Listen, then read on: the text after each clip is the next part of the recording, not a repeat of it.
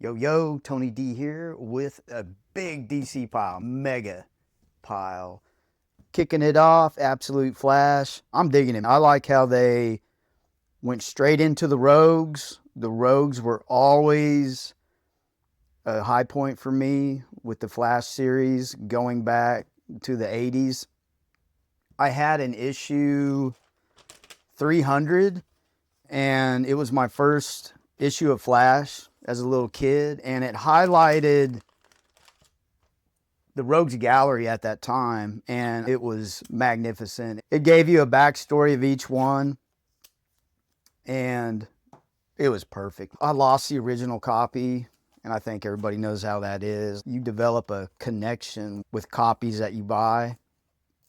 Me and Dan were talking about that a little bit at the shop, and it just seems like time and place, those memory cards you have where a comic book can just take you there. And it's special. It's one of those things, just growing up, everybody has them. And I love to hear those stories from people, and I love to research. I love to get into what made them feel good, especially as a kid. But Detective Comics 1096. I dig this story. I've seen this cover, that type of cover somewhere.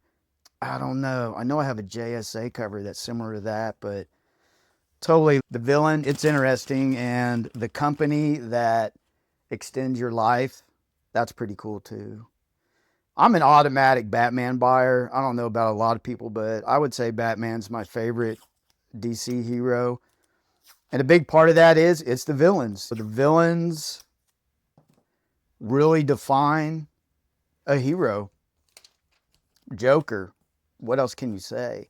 So Batman has a very large and creative villain base, just like the Flash.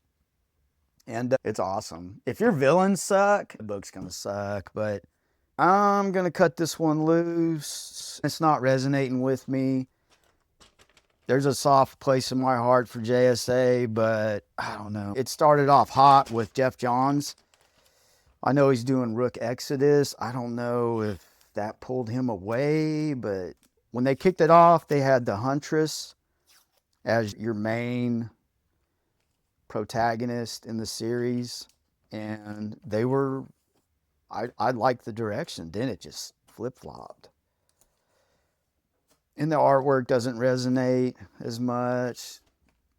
Jeff Lemire, he had an excellent run with Animal Man, and I thought that would translate over, and it just didn't. But someone may be into it. Stick with it if you like it, but I buy so many, I can't do it. But yeah, it breaks my heart, really. But New Gods, one of my favorites. Number 5, I'll definitely do a review on this. These are the ones I like to do reviews on. The artwork is on point. And there's things going on in here where it's the speculator part of me is there's first appearances in here of some characters. That's pretty cool. So if you speculate and you're into that, you may want to check it out. Not sure how many issues this is planned for, but it's been a fantastic ride. I think I missed one, but that's okay.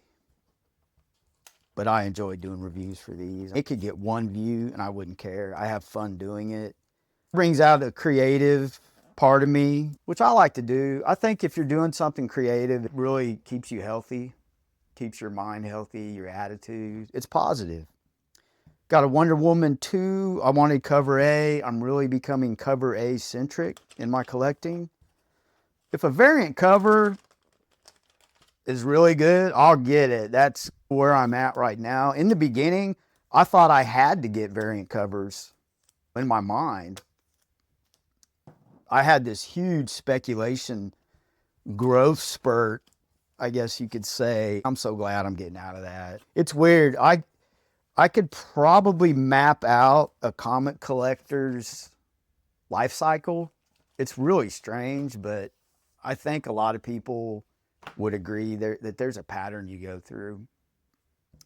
And this is some of it, but there is a reason why I bought 2 cover A's. When I get to the point where we can do giveaways, I want to give away stuff that that may be a key, that may be special. When Absolute Batman came out, I wish I bought multiple copies of that.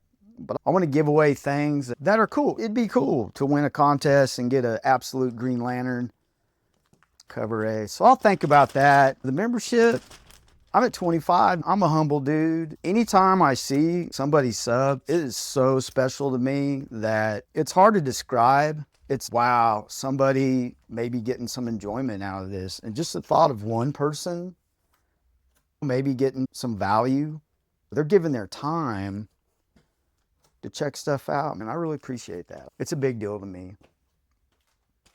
And when I first started this, it was really, I was just videos, but I thought, I'm doing this right here, taping stuff up. Why not film it? Give people some insight to some books. Do a little bit more than showing, hey, this is a key. And don't get me wrong, I like those videos. I learn a lot from them, but it's my inner voice. And maybe that helps people decide. I do reviews, but I don't know if they're really reviews or if it's just me talking with another comic book lover.